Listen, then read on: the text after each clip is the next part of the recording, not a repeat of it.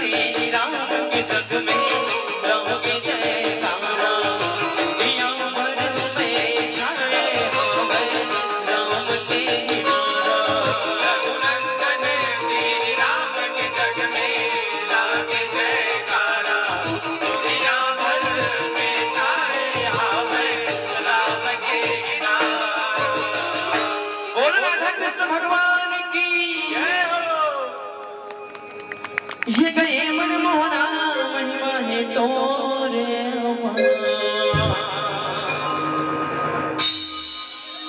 बोल कृष्ण कन्हैया लाल की जय। ये गए मन मोहना महिमा है तोरे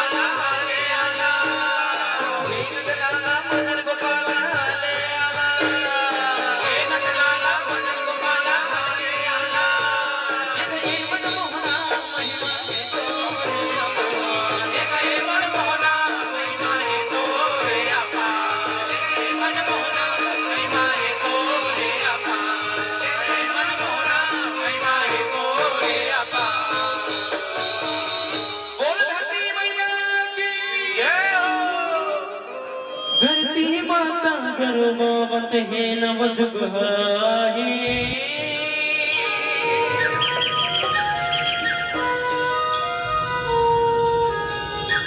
धरती माता गर्भवत है नव जुगहाही बोल धरती मैया की जय। माता गर्वावत है नव जुगाही, धरती माता गर्वावत है नव जुगाही, धरती माता गर्वावत है नव जुगाही, धरती माता गर्वावत है नव जुगाही, धरती माता गर्वावत है नव जुगाही, धरती माता गर्वावत है नव जुगाही, धरती माता गर्वावत है नव जुगाही, धरती माता गर्वावत है नव जुगाही।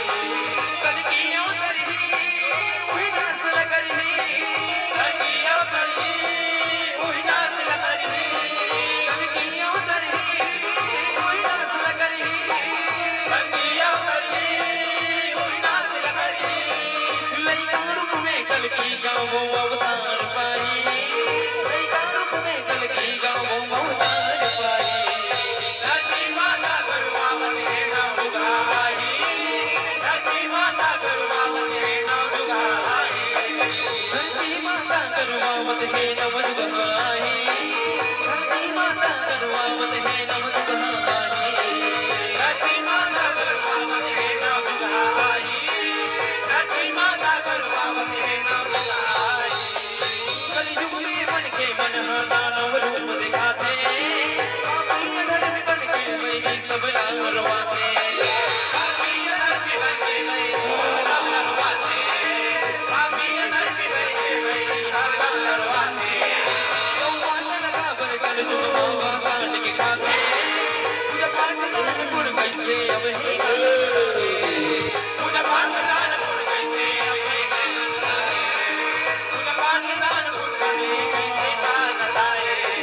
चल कल की घोड़ा तेरे हाथ में खारा, जड़ कल की घोड़ा तेरे हाथ में खारा, चल कल की घोड़ा तेरे हाथ में खारा, जड़ कल की घोड़ा तेरे हाथ में खारा। नव जुग में आके ही सबला पार लगाई, नव जुग में आके ही सबला पार लगाई, धरती माता गर्वावत है नव जुगाही, धरती माता गर्वावत है नव जुगाही, धरती माता गर्वावत है नव जुगाही, धरती माता गर्वावत है नव जुगाही। बोल शंकर महाराज की जय। यदा यदा हि धर्मस्य भारत अभ्युत्थानम् अधर्मस्य आत्मानं सृजाम्यहम् परित्राणाय साधूनां विनाशाय च दुष्कृतां धर्मसंस्थापनार्थाय संभवामि युगे युगे। बोल शंकर महाराज की जय।